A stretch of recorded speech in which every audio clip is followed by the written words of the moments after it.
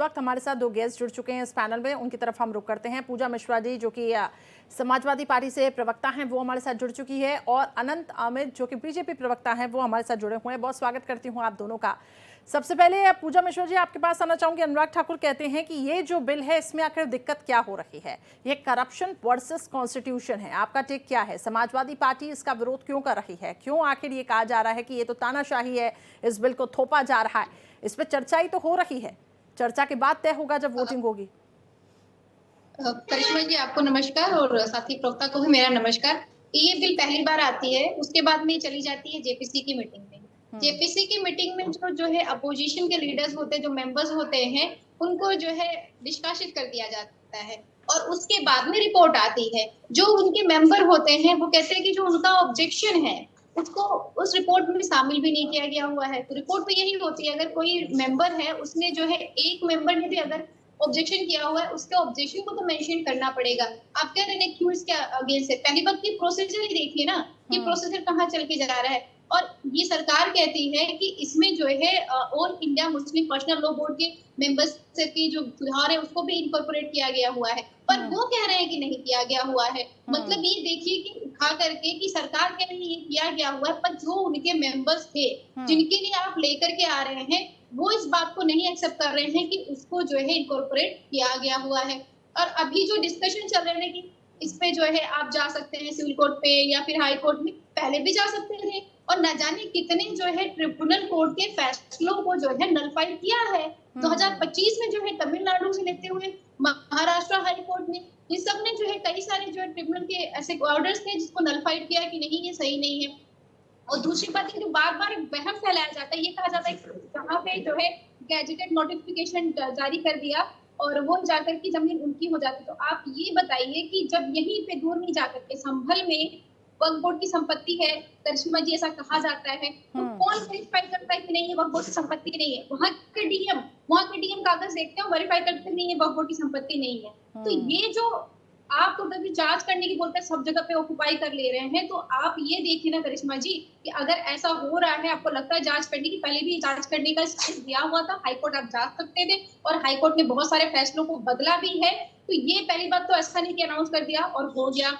दूसरी बात, अगर वेरिफिकेशन ही करना है, इन्वेस्टिगेशन करना है, तो वहाँ के जो डीएम है उनका भी करना पड़ेगा। जब उन्होंने वेरीफाई किया कि ये डॉक्यूमेंटेशन सही है और ये वक्फ बोर्ड की संपत्ति है, उसके बाद में आ जाते हैं कि आप चाहते हैं इस पे गवर्नमेंट का कंट्रोल है। आपने गवर्नमेंट के कंट्रोल पर जमीनों के साथ में क्या किया? आपने सेना की जमीनें जो है बेच डाली, आपने रेलवे की जमीनें बेच डाल दी, और आप कह रहे हैं कि आपके कंट्रोल में आ जाए और आप यहाँ की जमीनें नहीं बेचेंगे। ये मुझे लगता है कि सरासर बेईमानी। आप पहले बात तो कॉन्स्टिट्यूशनल के अकॉर्डिंग कार्य नहीं किया, दूसरी बात आप आकर के एक ऐसा बिल थोपना चाह रहे हैं जो जिनके लिए आप लेकर के आकर हम इनके बेनिफिट्स के लिए लेकर के आ रहे हैं, उनको ही लग रहा है कि उनके बेनिफिट्स के लिए। ये सरकार लगातार ऐसे ही कर रही है, किसानों के लिए लेकिन पूजा जी, हमने कुछ तस्वीरें भी देखी, और हम चाहेंगे कि पीसीआर की तरफ से भी हम रिक्वेस्ट करेंगे, कुछ ऐसी भी तस्वीरें सामने आई जिसमें मुसलमान ही इस बिल का स्वागत कर रखे हैं और वो कह रखे हैं कि ये तो हमारे लिए बड़ी ईदी है। बहरहाल ठीक है, मैं लौटूंगी, मैंने आपका टेक समझा।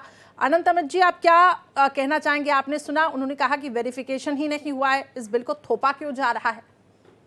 देखिए करिश्मा जी, पूजा जी जो भी कह रही थी वो सरासर झूठ बोल रही थी।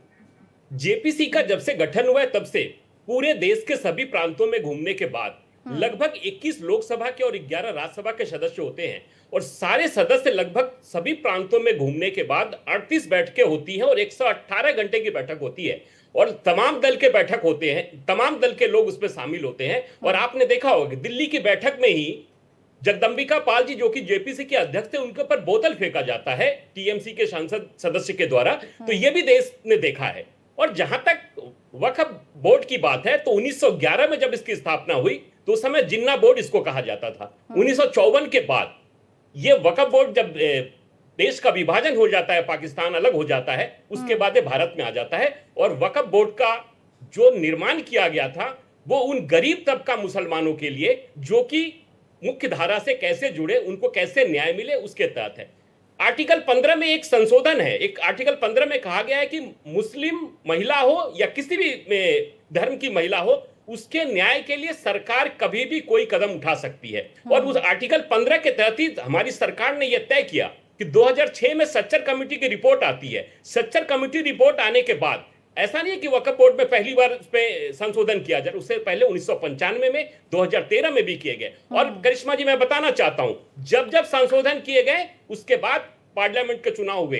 1995 में करने के बाद 96 में चुनाव होता है, 13 में संशोधन के बाद 14 में चुनाव होता है, और 13 के संशोधन में कांग्रेस ने लगभग 213 ऐसी प्रॉपर्टी भारत की होती है जो कि वक्फ बोर्ड को देती है, जो कि करोड़ की संपत्ति होती है, और सिर्फ मुस्लिम के वोट लेने के दृष्टिकोण से यह काम किया जाता है। पहली बात। दूसरी बात, जिस तरीके से पूजा जी कह रहे थे, पूजा जी आपके अध्यक्ष को मैं सुन रहा था लोकसभा के दौरान, और आपके अध्यक्ष ये नहीं बता पाए कि इस बिल में दिक्कत क्या है। इस बिल में लोगों के समाधान की बात है, लेकिन आपके दल के अध्यक्ष ये नहीं बता पाए कि हम इसका विरोध क्यों कर रहे हैं। हम तो देश की जनता भी जानना चाहती थी। अखिलेश जी आप ये बताते कि आप विरोध क्यों कर रहे हैं। चलिए इस बिल के अगेंस्ट में देखिए अनंत जी, कांग्रेस भी है, और कांग्रेस की तरफ से प्रियंका गुप्ता जी पक्ष रखने के लिए जुड़ चुकी है हमारे साथ। प्रियंका जी, आप कांग्रेस का आखिर क्या स्टैंड है, कांग्रेस क्यों इसका विरोध कर रही है?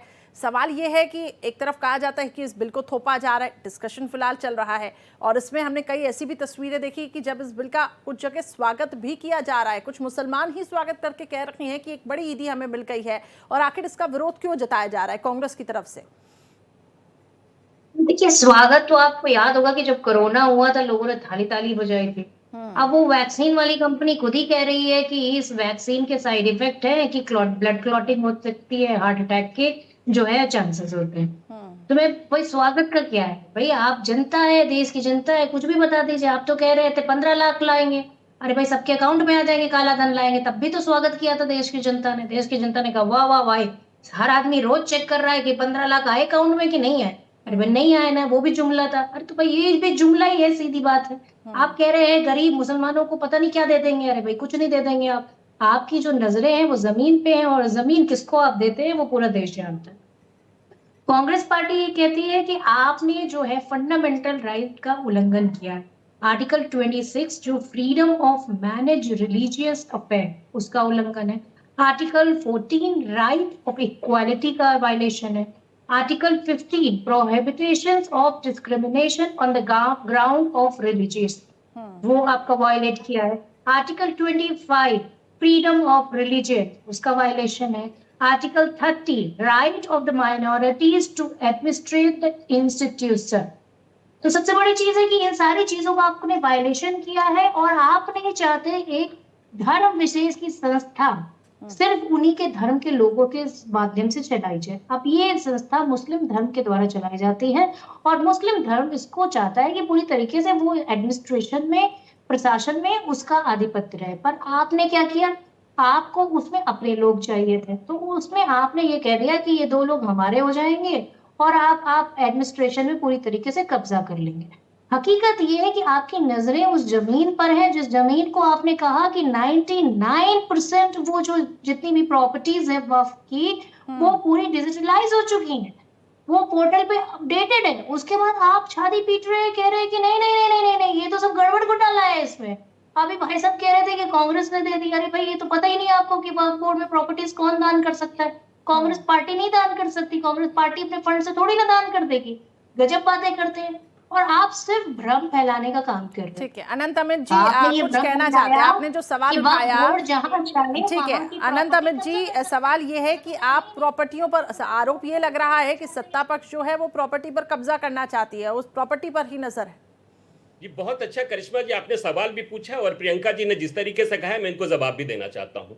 तो मैं बताना चाहता हूं कि इस देश में लगभग 9.5 लाख करोड़ की प्रॉपर्टी है वक्फ के पास। और आपको जान के करिश्मा जी बड़ा आश्चर्य होगा, जिस वक्त की सबसे ज्यादा जो खिलाफत कर रहे हैं उन्होंने एक मेडिकल कॉलेज बनवा रखा है, और 3.5 लाख करोड़ की प्रॉपर्टी है। हम उनसे पूछना चाहते हैं, आपने मेडिकल कॉलेज बनवाया, मेडिकल अस्पताल बनवाया, बहुत अच्छा किया, और भी बनाते, लेकिन आप एक बात बता दीजिए। मैं प्रियंका जी आपसे ही पूछना चाहता हूं, पूजा जी आपसे ही पूछना चाहता हूं, आप अपने घर के आसपास के 10 मुसलमान का नाम बता दीजिए जिसको कि वक्फ से फायदा हुआ हो।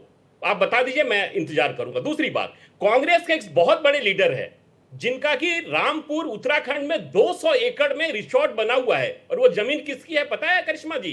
वो जमीन वक्फ की जमीन है। आज दिल्ली का एक 5 सितारा होटल है जिसका वक्फ को कितना भाड़ा मिलता है पता है? 1 रुपया भाड़ा मिलता है। तो हम ये चाहते हैं कि आज भी मुसलमान जो सड़कों पे थाली लेकर और कटोरा लेकर घूम रहा है, फल बेच रहा है, उनको मुख्य धारा में कैसे जोड़े? हम पूछना चाहते हैं अपने इंडी गठबंधन के लोगों से, आप 10 नहीं 2 मुसलमानों का नाम बता दीजिए जिनको वक्त से फायदा हुआ हो, मैं राजनीति छोड़ दूंगा। आज ये वक्त बिल जो आया है, ये देश के उन तमाम मुसलमानों के लिए है जो कि गरीबी के नीचे जी रहे हैं, उनको मुख्य धारा में कैसे जोड़ना है। और दूसरी बात, वक्त में कभी ये नहीं कहा गया है कि ये वक्त सिर्फ मुसलमानों के लिए, ये किसी भी असहाय के लिए, चाहे किसी भी धर्म का हो, उन सब के विकास के लिए वक्त की ठीक है, स्थापना मैं की गई। एक करके बात रखे तो बेहतर होगा। पूजा जी, जी क्या कहना चाहती हैं आप? जी, सवालों का जवाब दीजिए। उत्तर प्रदेश में चलते वक्फ बोर्ड चलाती है, 117 जो है उत्तराखंड में चलाती है। भारत देश में वक्फ बोर्ड की तरफ से कई सारे अनाथ आश्रम चलते हैं, विधवा आश्रम चलते हैं, ये सारे वक्फ बोर्ड की तरफ से चलते हैं। आप चाहे तो सरकारी डाटा भी निकाल सकते हैं, आपको जानकारी होगी। जगह का नाम बता दीजिए, नाम बताते जाइए जगह का, मैं भी जानता हूँ। आप बताइए, अगर मुस्लिम जो कि 21 करोड़ जिसकी जनसंख्या है, और प्रधानमंत्री मोदी जी से पूछा आपने कि ये 15 लाख अकाउंट में नहीं आए हैं, क्यों नहीं आए हैं? काला धन आपने काला खत्म हो जाएंगे, क्यों नहीं खत्म देश हुआ? को 65 साल में आप लोगों ने कहां पे पहुंचा दिया, उसकी बात नहीं कर रहे। आज जो मुसलमान असहाय है, मुसलमान बेरोजगार है, पश्चिमा मुसलमान की बात कर रहे हैं, हम उनको मुख्य धारा से जोड़ने की बात कर रहे हैं। आपने कभी बात किया क्या? सिर्फ तुष्टीकरण की राजनीति करके मुसलमानों का वोट लेने के अलावा आप लोगों ने कुछ किया है क्या देश में? दिख ही नहीं रहा है। अरे भाई आप करते हैं तुष्टीकरण तो आप भी कर रहे हैं। अच्छा, पूजा मिश्रा जी और प्रियंका गुप्ता जी, एक आरोप ये लग रहा है, सुनिए मेरी बात पूजा मिश्रा जी, एक करके अगर हम बात रखें तो बेहतर होगा। जी प्रियंका जी, मैं लौटूंगी आपके पास भी, कि एक आरोप ये लग रहा है कि आप एक पर्टिकुलर वोट बैंक को साध कर चलना चाहती है और एक नैरेटिव सेट कर दिया है कि भाई ये पार्टी जो है ये माइनॉरिटीज का साथ नहीं देती है, तो उस नैरेटिव और वोट बैंक छिटक न जाए क्या, इसलिए पहले से ही तय कर लिया गया कि बड़ी संख्या में हम इस बिल के खिलाफ जाएंगे? ये एक नैरेटिव सेट करके यहाँ पे बीजेपी की तरफ से भी कहा जा रहा है। ये प्रश्न मुझसे है? जी जी पूजा जी, फिर उसके बाद मैं प्रियंका जी के पास जाऊंगी। जी करिश्मा जी, देखिए जो है कोई नैरेटिव जो है सेट नहीं होता है। आपको ये कहना कि ये नैरेटिव सेट हो गया, वो नैरेटिव सेट हो गया, तो आपको लगता है 2024 में क्या सत्ता पक्ष ने कितने नैरेटिव लेकर के आने चाहे कि आपकी जमीनें छीन लेंगे, आपके मंगलसूत्र छीन लेंगे, क्या क्या नहीं कहा उन्होंने। बोला कि जो है मुजरा करने वाले, ज्यादा बच्चा पैदा करने वाले, कोई नैरेटिव सेट हुआ? नहीं सेट हुआ ना। तो करिश्मा जी, जब तक मुद्दे नहीं आपके अलाइन करेंगे न जनता से, तब तक कोई नैरेटिव नहीं सेट होने वाला और कोई नैरेटिव कार्य नहीं करने वाला। यहीं पे जो है अयोध्या में भगवान श्री राम जी का मंदिर बनता है, उसके बावजूद भी बीजेपी को हार का सामना करना पड़ता है। क्यों करना पड़ता है? क्या ये कम नैरेटिव नहीं था क्या? इतने वर्षों का इंतजार था और जितने भी सनातनी है वो सब प्रसन्न हुए थे, भाई भगवान श्री राम जी का मंदिर बना, पर उसके बावजूद भी आप मुद्दे पे बात नहीं कर रहे हैं। अगर ये बात करते हैं कि वक्फ बोर्ड की वजह से मुस्लिम गरीब रह चुके हैं, फिर तो हिंदू में तो कोई बोर्ड है नहीं।